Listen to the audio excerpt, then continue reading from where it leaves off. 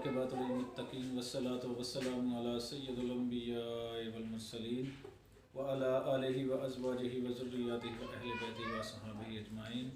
जज़ल्लाहु अन्ना सय्यदना व मौलाना मुहम्मदन सल्लल्लाहु अलैहि वसल्लम मा हुवा अहलुहु।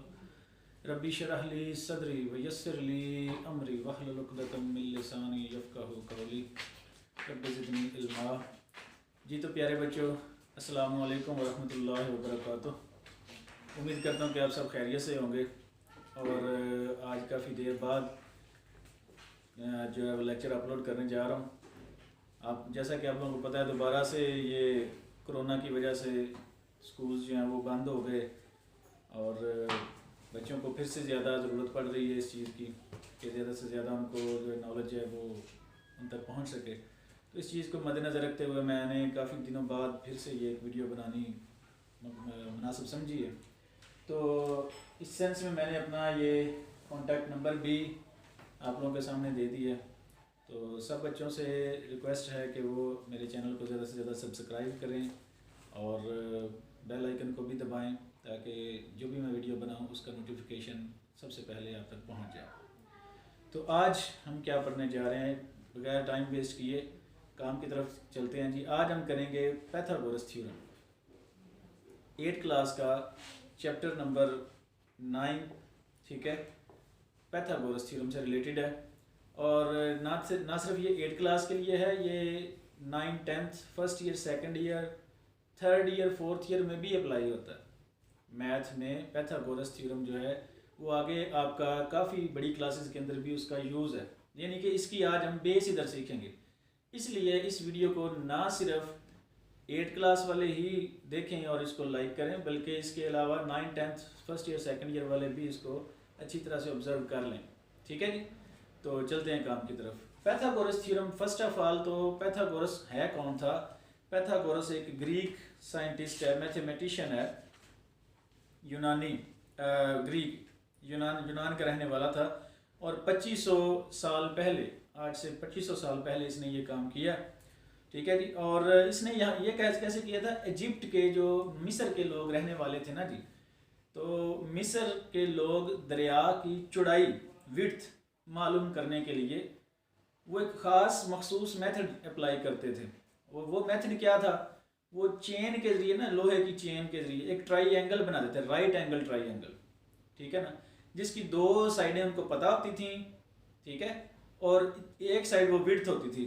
फ़र्ज़ करें ये आपके पास वो रिवर है, दरिया है, ये उसकी चौड़ाई है, ठीक है ना, लगी समझ?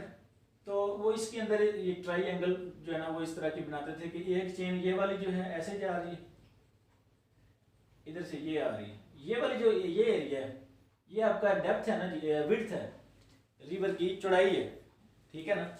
इस चेन की लंबाई भी उनको पता होती थी, इस चेन की भी पता होती थी। तीसरी जो है वो पाइथागोरस थ्योरम लगा के वो निकाल लेते थे।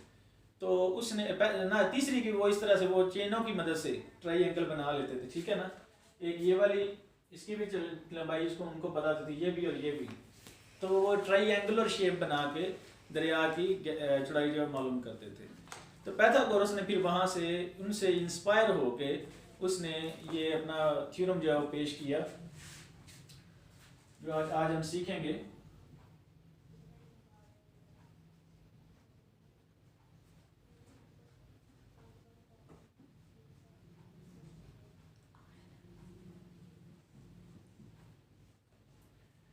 इस थ्योरम में ये बताता है कि राइट एंगल ट्राइंगल, ये भी बात आप लोगों ने बड़ी अच्छी तरह से ज़हन में बिठानी है।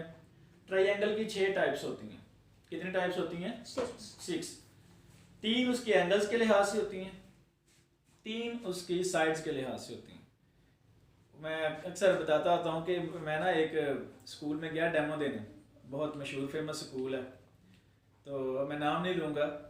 तो उधर स्कूल की क्लास के सामने मैं गया, तो मैंने डेमो देने के लिए ना उधर इंटरव्यू जो होता है, लेक्चर जो पहला देते हैं, मैंने पूछा ऐसे क्वेश्चन, मैंने कहा कि यार ट्राइंगल की टाइप्स कितनी होती हैं? तो उन्होंने, बच्चों को पता ही कोई ना कि ट्राइंगल की कितनी टाइप्स होती हैं। तो इसलिए मैं अपनी इस वीडियो में ये बता रहा हूँ कि ट्राइंगल की 6 टाइप्स होती हैं। 3 उसके एंगल्स के लिहाज से, 3 उसकी साइड्स के लिहाज से, ठीक है ना। अब इनमें जो उसकी साइड्स के लिहाज से हैं, एक होती है इक्विलेटरल, एक होती है स्केलन और एक होती है बताएं, अब आपको भी नहीं आती। Equilateral, scalene. इक्विलेटरल तो वो होती है जिसमें तीनों साइड्स इक्वल होती हैं। एक स्केलन वो होती है जिसमें कोई भी साइड इक्वल नहीं होती, ठीक है, डिफरेंट साइड्स होती हैं। और तीसरी आ जाती है आइसोसेलेस, जिसमें एटलीस्ट दो साइड्स इक्वल होती हैं। ये साइड्स के लिहाज से 3 टाइप्स हो गए, ठीक है ना। क्योंकि मेरा ये टॉपिक नहीं है, वरना इसकी डेप्थ में भी जाता और आप लोगों को पूरा डीपली इसके बारे में बताता कि कैसे कैसे उनकी डायग्राम्स के जरिए, इंशाल्लाह फिर कभी टाइम मिला तो ज़रूर। और 3 उसके एंगल्स के लिहाज से होती हैं। ऐसी ट्राइंगल जिसमें कोई भी एंगल, सारे हैं 3 ही एंगल होते हैं, तीनों को तीनों 90 से छोटे हों, ठीक है जी, 90 से छोटे हों, उसको क्या बोलते हैं? Acute angle triangle. क्या बोलते हैं जी? Acute angle. और जिसमें कोई एक एंगल 90 का आ जाए उसको राइट एंगल ट्राइंगल, ठीक है। और जिसमें कोई एक एंगल 90 से बड़ा आ जाए ऑब्ट्यूज एंगल ट्राइंगल। तो ये 3 होगी इसके एंगल्स के लिहाज से। कौन कौन सी? एक है जी एक्यूट एंगल, एक राइट एंगल और एक ऑब्ट्यूज। आपने बस 90 का ध्यान में रखना है। एंगल 90 से कोई भी सारे एंगल 90 से छोटे हो तो एक्यूट एंगल हो जाएगी। अगर 90 के इक्वल कोई एक एंगल आ जाए तो ऑब्ट्यूज हो जाएगी, सॉरी राइट एंगल हो जाएगी। और अगर 90 से कोई एंगल बड़ा आ जाए तो वो ऑब्ट्यूज हो जाएगी। फिर आप दिमाग की खिड़कियां खोल के बैठा करें, मैं अक्सर जानबूझ के बीच में मिस्टेक करता हूँ, ये बात याद रखिएगा, आपको चेक करने के लिए कि बच्चों की तवज्जो कितनी है, ठीक है ना। इसलिए ध्यान से बैठना है आप लोगों ने। ओके हो गया जी। तो 3 होगी इसके एंगल्स के लिहाज से, 3 होंगी इसकी साइड्स के लिहाज से। आइसोसेलेस वो जिसमें एटलीस्ट 2 साइड्स इक्वल हो, स्केलन वो जिसमें कोई भी साइड इक्वल ना हो, और इक्विलेटरल वो जिसमें तीनों साइड्स इक्वल हो। लगी समझ जी? ये लगे हाथ, मैंने सोचा ये भी कंसेप्ट आपका क्लियर हो गया। इन 6 टाइप्स में से 6 टाइप्स में से पैथागोरस जो थ्योरम है वो जस्ट अप्लाई होगा राइट एंगल ट्राइंगल के ऊपर।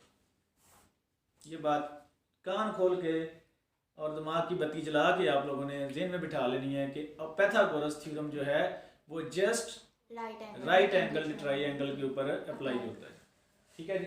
तो ये मेरे पास एक राइट एंगल ट्राइंगल है,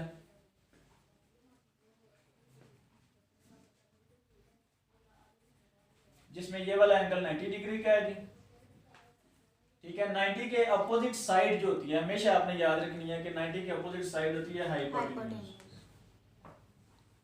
ठीक है जी, जिसको उर्दू में वतर बोलते हैं। पर आप इंग्लिश मीडियम बच्चे हैं, इंग्लिश मीडियम जो होते हैं मम्मी डैडी पिज़्ज़ा बर्गर बच्चे हैं जी, तो आप लोगों के लिए इंग्लिश मीडियम हाइपोटेन्यूज इसको बोलते हैं। हमारे दौर में इसको वतर बोलते थे, ठीक है जी।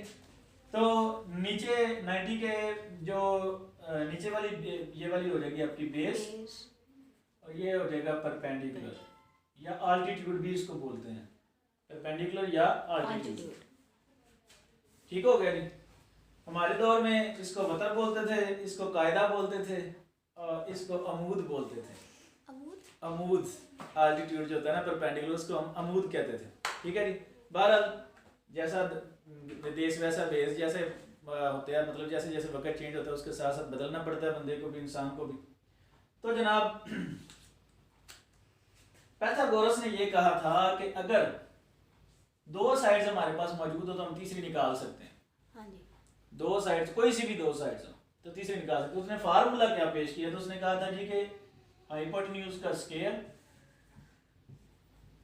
Is equals to base square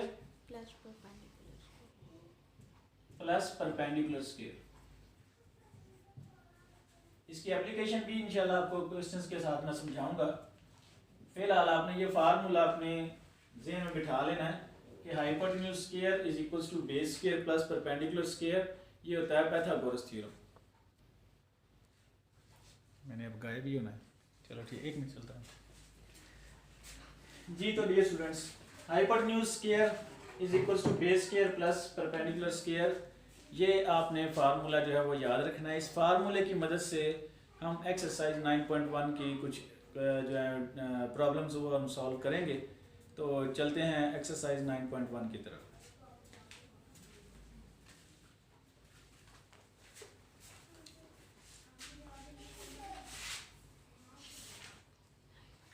इसका पहला क्वेश्चन है, उसके 6 पार्ट्स हैं जिनमें वो कह रहा है कि 2 साइड्स आपको दे रहा है। ट्राइंगल देखिए, मैंने आपको पहले बताया था ना कि पाइथागोरस थ्योरम जो है वो जस्ट राइट एंगल्ड ट्राइंगल के ऊपर ही अप्लाई होगा। तो आप देख लें कि पहले क्वेश्चन के जितने भी पार्ट्स हैं उनमें सारे की सारी डायग्राम्स के अंदर कोई एक एंगल 90 का लाजमी है ना ऐसा? हाँ। यानी कि सारी की सारी ट्राइंगल्स जो हैं वो राइट एंगल्ड ट्राइंगल्स हैं। तो वह बात भी मेरी सच्ची हो गई ना जी कि पाइथागोरस थ्योरम जो है वो जस्ट राइट एंगल ट्राइंगल के ऊपर ही अप्लाई होगा। जी तो प्यारे बच्चों, अब आप लोग बताओ कि पहले क्वेश्चन में से कौन सा पार्ट करूं जो आपको बड़ा ही डिफिकल्ट लगता है, वो मुझे बताना है। सबसे ज्यादा मुश्किल लग रहा हो थर्ड वाला पार्ट जी। चलते हैं थर्ड पार्ट की तरफ। पहले तो उसकी डायग्राम देख लें।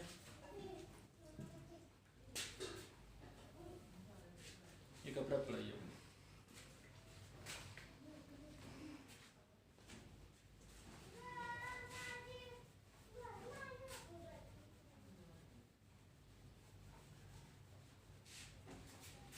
थर्ड पार्ट की ये डायग्राम है।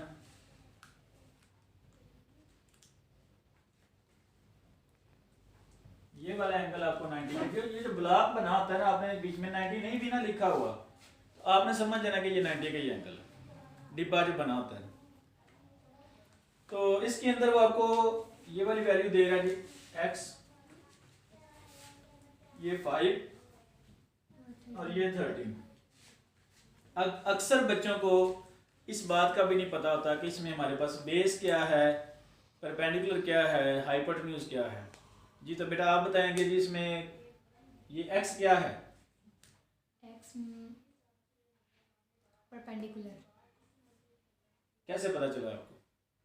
क्योंकि जो बेस के ऑपोजिट साइड पे होता है उसको हाइपोटेन्यूज कहते हैं, और जो बाकी बच जाता है फिर उसको परपेंडिकुलर। ठीक है, वैसे किसी हद तक बात आपकी ठीक भी है, और ये भी हो सकता है। अब देखें इसमें 90 के, आपने ये बात अब याद रखें, 90 के अपोजिट जो होता है ना जी वो हाइपोटेन्यूज होता है। बस इतनी बात याद रहे तो बाकी एक बेस होती है, दूसरा 90 वाला एंगल जो बन रहा होता है वो परपेंडिकुलर होता है। हाँ। वो फिर हम मजीद अगर ये इन दोनों का अगर पता चलाना तो फिर हमें एंगल का देखना है। अगर तो इस एंगल के लिहाज से देखेंगे तो फिर ये परपेंडिकुलर होगा, ठीक है, और अगर इस एंगल के लिहाज से देखेंगे फिर ये परपेंडिकुलर होगा। जिस एंगल का जिक्र हो रहा हो उसके अपोजिट साइड जो होती है वो परपेंडिकुलर होती है, ये बात याद रखना, ठीक है। लेकिन यहाँ पे चूंकि एंगल का जिक्र नहीं हो रहा तो यहाँ पे हमने सिर्फ ये देखना कि 90 के अपोजिट जो साइड है वो हाइपोटेन्यूज, और बाकी जो दो हैं वो एक बेस हो जाएगी, एक परपेंडिकुलर हो जाएगी, ठीक है जी। तो यूजिंग पाइथागोरस थ्योरम, इसमें हाइपोटेन्यूज मेरे पास पहले वैल्यूज लिख लेना। हाइपोटेन्यूज है 13, ठीक है जी। बेस इसमें 5 कह लें जी, और परपेंडिकुलर जो है वो है इसमें x मुझे मालूम करना है। x का मतलब ये चीज मैंने फाइंड करनी है, ठीक है जी। तो यूजिंग पाइथागोरस थ्योरम,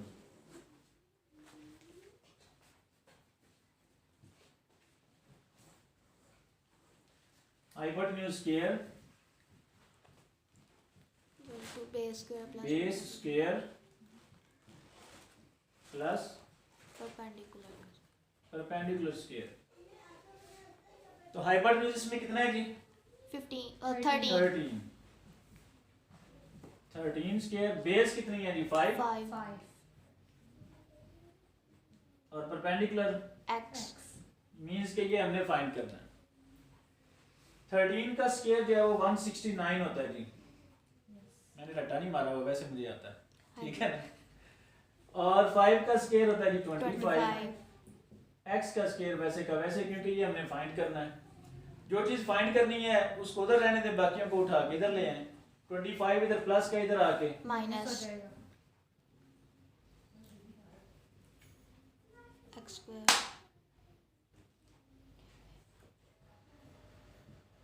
ठीक है जी। माइनस करेंगे क्या आता है जी? 9 में से 5 4, 6 में से 2 बाकी 4, 1 वैसे का वैसे is equals to x square. मुझे फाइंड करना है जस्ट x, सिर्फ और सिर्फ x की वैल्यू चाहिए। ये उसके ऊपर स्केयर आ गया, तो मैं क्या करूंगा अब इसको, square root on both sides. ताकि मैंने x निकाला तो मैं स्केयर को खत्म करूंगा। स्केयर को खत्म करने के लिए मेरे पास एक हथियार है, weapon. I have a weapon to eliminate the square root, and what is the name of that weapon? Square root. Square root. Taking square root on both sides.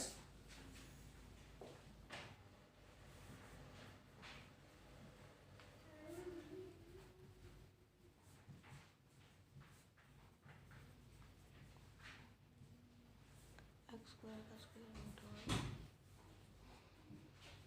ठीक हो गया जी। ये स्केयर और स्केयर रूट कट गया जी। 144 का जब आप square root लेंगे तो वो भी 12 आएगा। ठीक है, अगर डायरेक्ट नहीं इस तरह नहीं तो फिर आप 144 की पहले प्राइम फैक्टराइजेशन करवा लें। पापा जी डिवीजन मेथड ज्यादा इजी। चलिए डिवीजन मेथड से कर लें जी। 144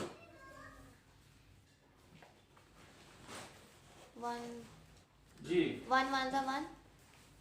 ये पेयर बना जी इधर से। हाँ जी 1 1 are 1, ऊपर से 44 उतरा जी। हाँ जी 1 को 2 से मल्टीप्लाई करवाया 2 2 लगेगा और साथ में भी इधर 2 44। 44। शाबाश, ये जी बड़े माशाल्लाह लायक मेरे बच्चे हैं, students.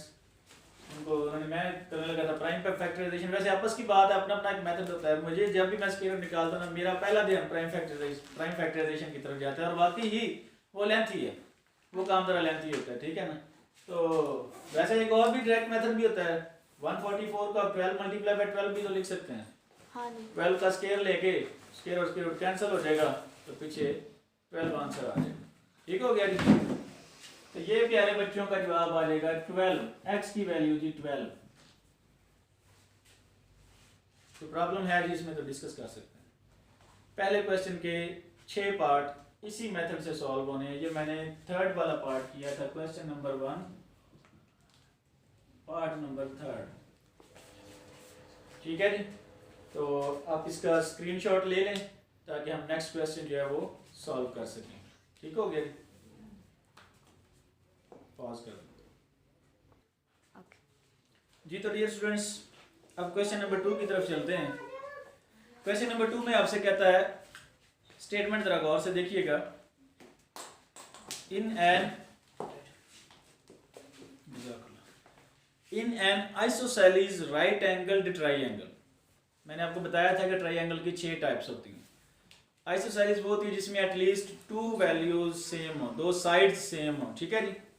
Isosceles right angled triangle, the square of the hypotenuse is 98 centimeter square. Hypotenuse का square of the hypotenuse। Statement को सबसे पहले अच्छी तरह समझना है। डियर स्टूडेंट्स, अगर आपको स्टेटमेंट की समझ आ जाती है तो इट मीन्स कि आपका 90% क्वेश्चन तो सॉल्व हो जाता है, और अगर स्टेटमेंट की समझ ना लगे तो फिर कुछ भी नहीं। ठीक है ना जी। फिर वो ऐसे ही गुजरता है जैसे सर से ऐसे क्वेश्चन गुजरता है जैसे छत से एरोप्लेन गुजर जाता है। ठीक है जी। तो in an isosceles right angle triangle, isosceles से पता चल गया कि 2 साइडें सेम हैं। हाँ जी the square of the hypotenuse is 98 centimetre square. Hypotenuse का स्क्वायर पहले फाइंड किया है। यस,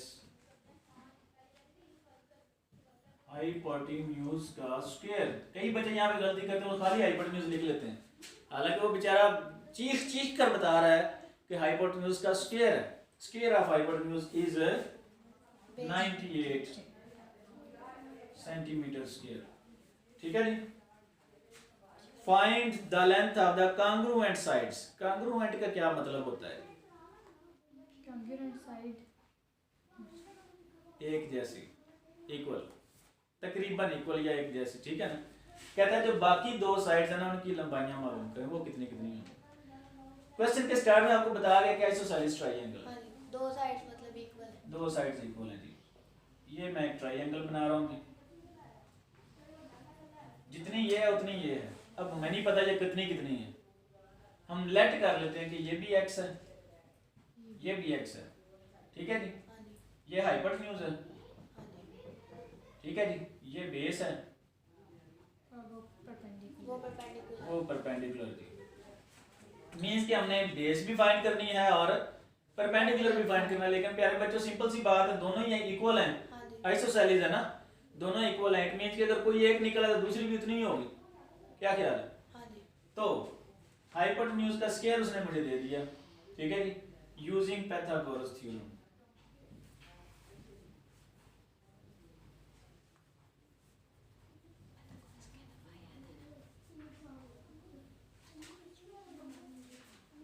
जी क्या होता है उसमें जी, hypotenuse square equals to base square plus perpendicular का स्क्वायर।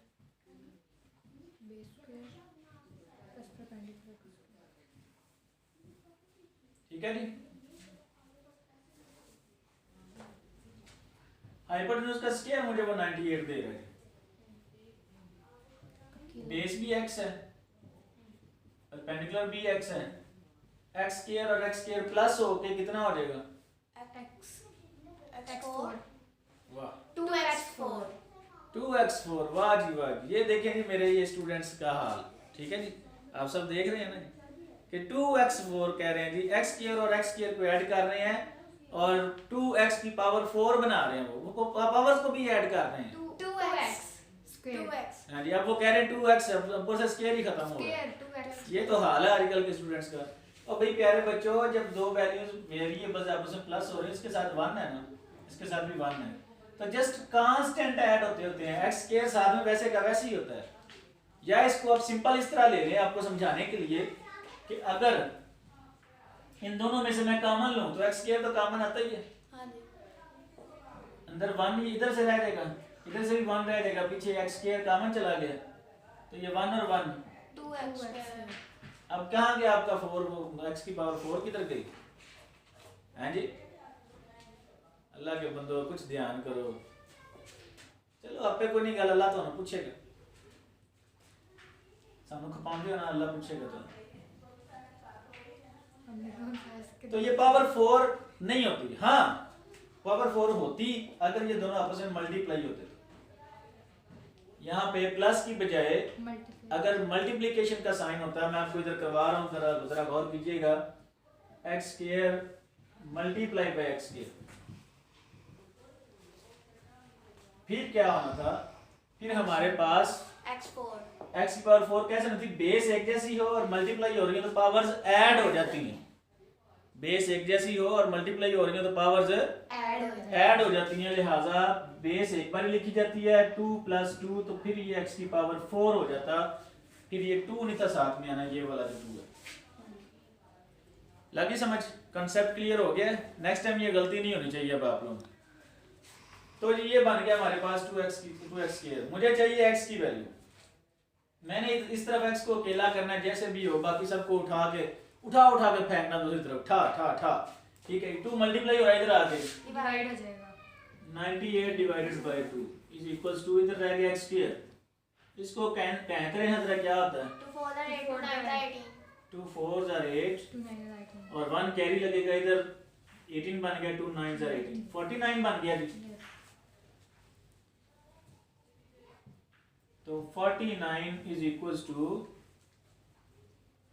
x का स्क्वायर। मुझे चाहिए जस्ट x, स्क्वायर तो नहीं चाहिए, ठीक है जी। तो जस्ट x निकालने के लिए मैं क्या करूंगा, taking square root on both sides, taking square root on both sides. 49 square root is equals to x square square root, square और स्क्वायर रूट कट जाएंगे। 49 का चाहे तो वो प्राइम फैक्टराइजेशन से निकाल लें या चाहे डिवीजन मेथड से निकाल लें, 7 आएगा, यानी कि इसको अब 7 मल्टीप्लाई बाय 7 भी लिख सकते हैं ना। हाँ जी। तो 7 का स्क्वायर, हाँ जी। स्क्वायर और स्क्वायर रूट इसका भी कट जाएगा, तो x is equals to 7 answer आएगा। सेंटीमीटर साथ में लगा लें क्योंकि इसका पहले वैल्यू भी सेंटीमीटर में दी है जी। तो प्यारे बच्चे, इसमें भी प्रॉब्लम जी? नो, कोई मसला, कोई टेंशन? ठीक हो गया। नेक्स्ट क्वेश्चन नंबर 3 का मैं जस्ट आपको हिंट दूंगा, सॉल्व आप लोगों ने खुद करना है। स्टेटमेंट पे जरा गौर करें। ए लैडर, एक होती है स्टेयर्स जो सीढ़ियां फिक्स्ड होती हैं, सीमेंट की जो बनाते हैं दीवार के साथ साथ, एक होती है लैडर जो बांस वाली सीढ़ी होती है, उसको हम आगे पीछे भी उठा कर लेते हैं, बांस की हो या हाँ। लकड़ी की हो ठीक है। या लोहे की हो, ठीक है जी, उसको बोलते हैं लैडर, जिसकी जगह हम चेंज कर सकें, फिक्स ना हो, ठीक है जी।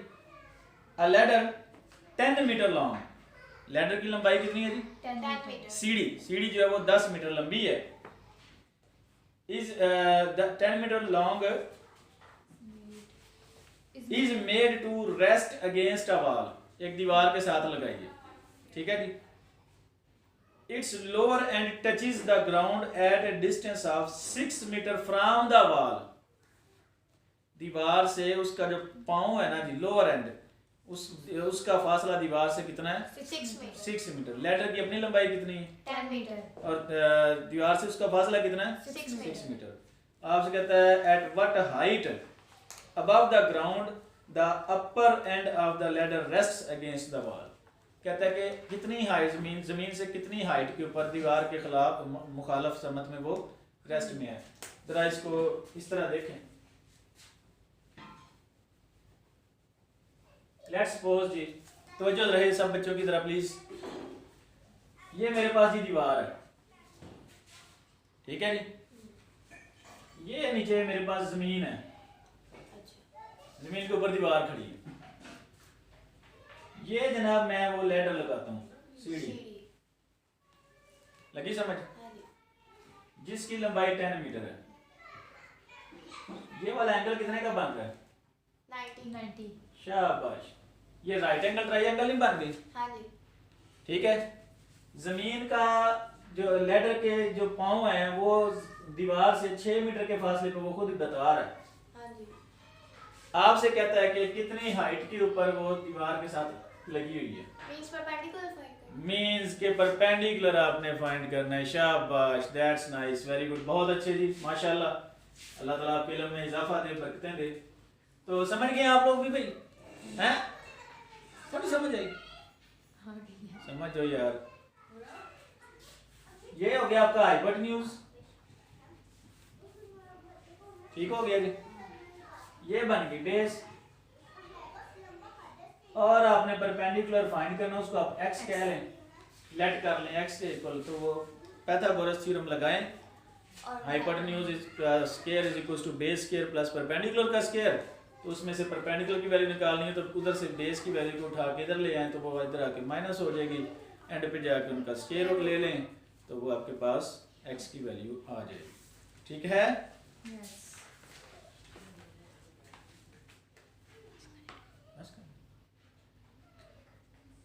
काफी आज का लेक्चर के, चलें आगे। बाकी ये है कि इसके क्वेश्चंस बाकी भी इसी तरह से होने हैं, ठीक है। ये क्वेश्चन नंबर 7 तक ट्राई कीजिएगा, अगर कोई ना समझ आए तो कमेंट बॉक्स में कमेंट ज़रूर कीजिएगा, ठीक है, और मैं इंशाल्लाह वो सॉल्व कर दूंगा आप लोगों को, ठीक है ना। बताइएगा ज़रूर, मुझे अपनी दुआ में याद रखिएगा। उम्मीद करता हूँ आपका लेक्चर आपको आज पसंद आया होगा, ठीक है। कोशिश तो बड़ी की है, तो बाकी अल्लाह नबी वारस मेरा भी और आप सबका भी अल्लाह ताला हम नासर हो। अपनी दुआ में याद रखिएगा। आपका अपना निसार अहमद से अलवी। अस्सलामु अलैकुम व रहमतुल्लाहि व बरकातुहू।